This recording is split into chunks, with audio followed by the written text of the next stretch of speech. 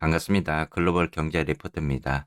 자, 오늘은 먼저 소비자 물가지수 CPI 데이터에 대해서 먼저 한번 이야기해 봐야 될 것 같습니다. 자, 어제 라이브를 통해서 제가 이 분석해놨던 CPI 예측 데이터 값을 먼저 선공개를 해드렸죠. 시장 예상치 대비해서 부합적인 결과가 나올 것이다. 이렇게 데이터 값을 먼저 공개를 해드렸고, 다만 여기에서 이제 염려스러운 부분은 이 코어 CP 그리고 전월 대비해서 좀 더 상승적인 그런 모습이 나올 수도 있다. 이렇게 이야기를 드렸던 구간이었습니다. 자, 이렇게 지금 전월 대비해서 코어 CPI에 대한 부분이 0.1% 상승하는 모습을 보였는데요. 자, 여기에는 지금 주거비라든지 그리고 식음료에 대한 부분들이 좀 더 떨어지는 그런 모습이 보이지는 않았던 것 같습니다. 자, 그래서 어제 최종적으로 발표되기 전까지 제가 이 주거비 관련 데이터를 좀 더 면밀히 데이터를 한 번 더 확인을 하고 있다. 이렇게 이야기를 드렸던 거고요. 자, 만약에 좀 더 데이터 값이 상회하는 부분이 나왔다면 어제 헤드라인 CPI도 6.1%까지 나올 수 있는 범주에 들어가는 데이터였습니다.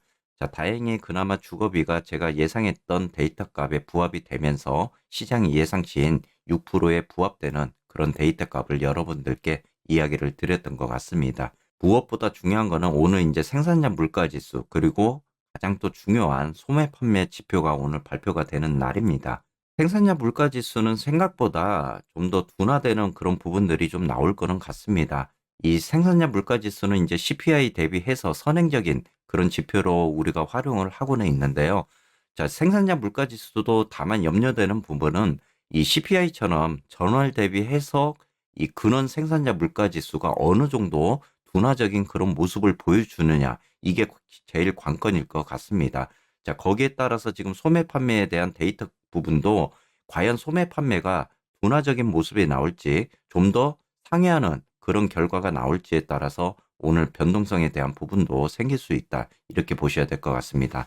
자, 지금 현재 소매 판매 지표를 보시게 되면은 전월 대비 시장 예상치는 마이너스 0.3%입니다. 자, 그렇기 때문에 소매 판매가 어느 정도 판매량을 보여주느냐에 따라서 이 사실은 경기 침체적인 부분 그리고 경제가 좀 더 활발하게 움직이느냐 이런 부분들을 우리가 따져볼 수 있을 것 같습니다. 어찌 보면은 이러한 지표들이 이 매드앤 굿뉴스가 될 수 있는 그런 지표가 될 것 같기 때문에 오늘 한 번 더 생산자 물가지수 PPI와 이 소매 판매에 대한 지표에 따라서 시장이 움직일 수 있다. 이렇게 보셔야 될 것 같습니다.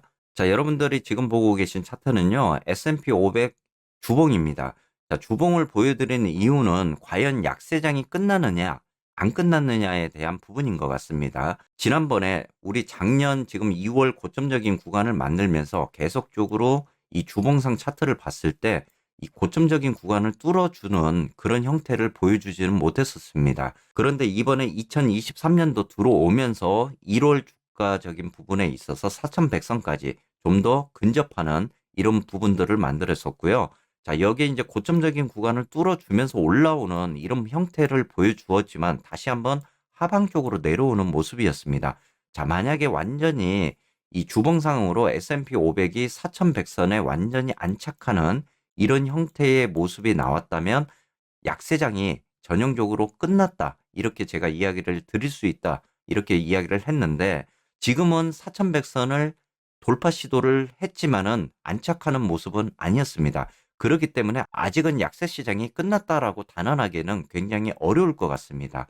자, 최근 몇 달 동안에 투자자들이 행복한 날이 계속 되어 왔습니다. 상승 시장에 대한 기대감이 어찌 보면은 좀 방어적인 주식을 멀리하는 그런 경향을 보였습니다.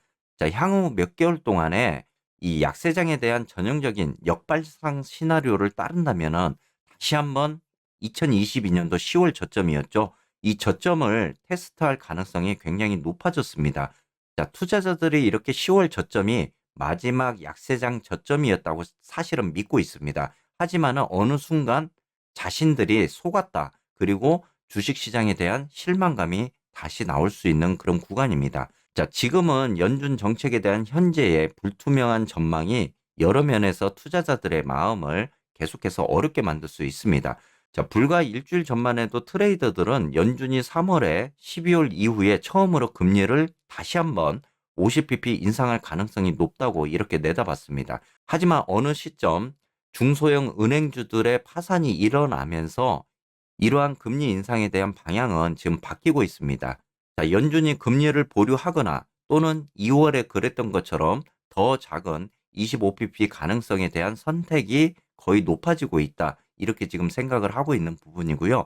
어제 나왔던 이렇게 소비자 물가지수 CPI가 그래도 나름대로 둔화적인 모습을 보여줬기 때문에 연준 같은 경우도 이렇게 CPI 데이터에 따라서 좀 더 25bp 가능성을 열어놓고 볼 수 있을 것 같습니다. 자, 하지만은 우리가 지금으로서는 이러한 약세장이 완전히 끝났다라고 볼 수 있는 그런 상황은 아니기 때문에요. 다시 한번 어느 순간 22년도 10월 저점을 테스트할 수 있는 그런 시장이 올 수 있습니다. 자, 더구나 아직 우리가 이제 연준의 금리 인상적인 부분이 남아있기 때문에 최종적으로 연준이 이러한 금리 인상을 어디까지 펼칠 수 있느냐도 관건이 될 부분인 것 같습니다. 오늘 다시 한번 시장에서는 생산자 물가지수 PPI와 소매 판매 지표에 대한 부분을 보면서 우리가 금리 인상에 대한 부분도 예측을 해볼 수 있을 것 같습니다.